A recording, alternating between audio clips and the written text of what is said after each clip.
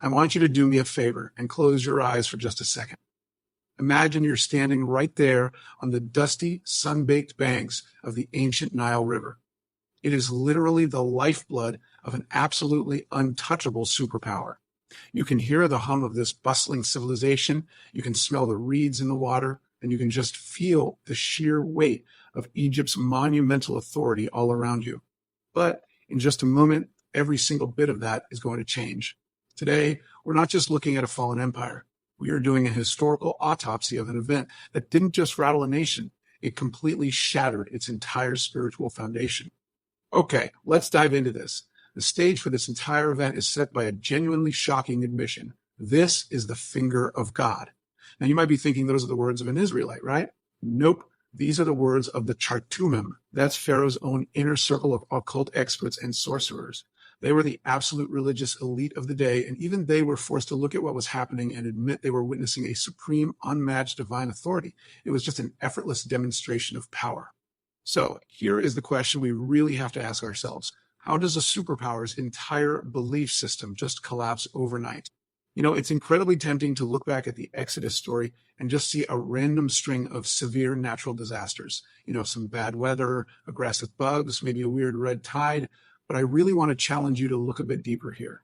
We are going to examine this event as a highly calculated, surgical dismantling of an ancient worldview. To truly grasp how this happened, we need to lay out our foundational evidence for this investigation. There's the specific Hebrew phrase, otis umoftim, which translates to signs and wonders. Now, these weren't just cheap magic tricks or coincidences. By definition, these are miraculous displays of supernatural power explicitly meant to authenticate a divine message and the divine messenger. They were undeniable proofs designed to force a response from anyone watching. Now, what's really interesting about this slide is the exact strategy behind these signs and wonders. God didn't just throw random plagues at Egypt like throwing darts at a board. He systematically humiliated their specific, supposedly powerful deities. When the Nile turns to blood, boom, that defeats Hapi, the revered god of the Nile. A swarm of frogs covering the land. That directly mocked Hecate, the Egyptian frog goddess of fertility. Gnats rising from the dust, that completely humiliated Geb, the god of the earth. Step by step, God proved that these rival powers were nothing more than impotent illusions. Let's look closely at that first strike. The Nile River runs red. Imagine the sensory horror of this moment. The life-giving Nile, the absolute center of Egyptian commerce, agriculture, and religion, suddenly stinks of death. The fish die. The water is totally undrinkable. God targeted Egypt's most vital resource first, demonstrating absolute control over the very thing the Egyptians considered divine and essential for their daily survival.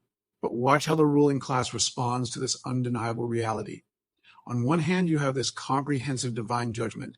God commands that all the waters of Egypt, rivers, canals, ponds, even water sitting in wooden and stone vessels, be transformed. There is literally nowhere to hide from it. But despite this, the Egyptian magicians used their secret arts to duplicate the miracle on a tiny, small scale. So God's judgment was overwhelming, sure, but the magicians provided Pharaoh with just enough of a counterfeit excuse to dismiss the divine authority staring him right in the face. And you can clearly see the tragic human cost of this dismissal as the days tick by. Day 1, the water is struck. By day 4, the everyday Egyptian people are desperately excavating and digging along the banks of the river, just trying to find a single drop of fresh water to survive. And this goes on for 7 full days. This traces the brutal reality of the people suffering, perfectly contrasted with their ruler's stubborn indifference. Pharaoh literally turns his back, walks into his luxurious palace, and completely ignores the cries of his people. God is displaying tremendous patience by allowing a full week for repentance, but as we'll see, that patience definitely has limits. Which brings us to a fascinating, honestly kind of terrifying psychological case study of Pharaoh himself. We encounter this concept of chazak lev, a hardened heart. Our source texts note that Pharaoh did not take even this to heart. Listen, this wasn't just a casual passing refusal. It was a stubborn, increasingly unresponsive spirit to divine revelation. He's making a deliberate choice to strengthen his resolve against God, and it kicks off a fatal progression of spiritual insensitivity that's going to doom his entire empire. As we move forward to the 4th plague, those terrifying swarms of flying insects, the narrative shifts dramatically. The tension absolutely skyrockets because a brand new dynamic is introduced. God draws a stark dividing line in the sand. He's no longer just executing judgment on Egypt. He is now actively demonstrating covenant protection. And this brilliantly illustrates our next key concept, Ifdalah. It simply means to distinguish or to set apart. God announces that he's going to deliberately separate the land of Goshen, which is where the Israelites lived, from the rest of Egypt. He's showing that he has the absolute pinpoint precision to protect his people while simultaneously judging their oppressors. It's just a profound statement of divine sovereignty. You can vividly see this distinction by the time we reach the seventh plague. On the Egyptian side, we have exceptionally severe judgment. We're talking unprecedented heavy hail with supernatural fire flashing continually right in the middle of it, striking down men, beasts, and every tree in the field. It is total, catastrophic devastation. But over in Goshen, absolute peace. The text explicitly says, only in the land of Goshen, where the people of Israel were, was there no hail. Exclusive, miraculous safety. The escalation continues until we hit the ninth strike, a darkness to be felt. The Hebrew text calls it Hoshek v'yamesh, a tangible darkness. I really want you to try and imagine this for a second. This isn't just a cloudy day or a solar eclipse. Actually, scratch that. It's more like a terrifying physical blackness completely suffocating the land.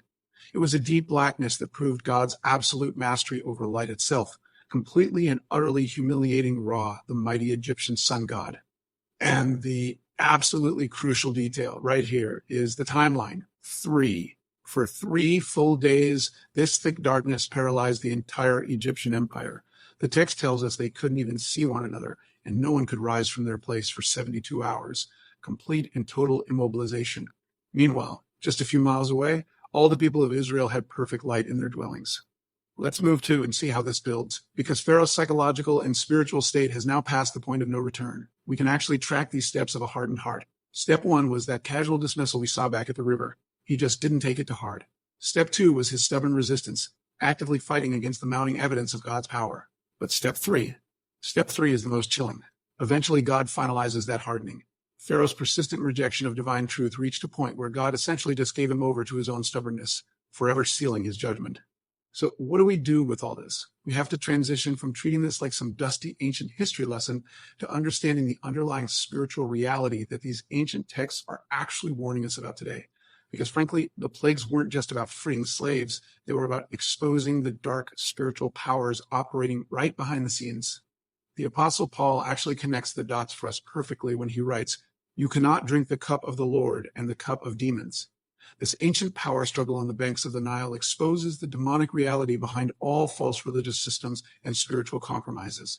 God was showing once and for all that there is no middle ground here. You cannot pledge allegiance to the true God while holding on to the empty powers of this world. So the crucial point is applying this to our own lives. What are the ultimate lessons drawn from Egypt's collapse? First, we absolutely must abandon all competing allegiances. If God is supreme, nothing else can sit on the throne of our lives. Second, respond promptly to divine truth. Do not let that spiritual insensitivity take root. Third, we can trust in God's distinction and protection, just like he protected Goshen. And finally, we have to recognize the limits of God's patience. He is incredibly merciful for sure, but he will not be mocked indefinitely. Which leaves us with this final, incredibly vital question. What are the impotent false gods and modern idols competing for your allegiance today? Look, they might not have names like Happy or Heket anymore. Today they look like career obsession, the endless pursuit of status, wealth, or even just constant digital distraction. But make no mistake, they are just as powerless as the gods of ancient Egypt. I challenge you to identify what is pulling your focus right now and abandon those distractions before your own heart becomes hardened.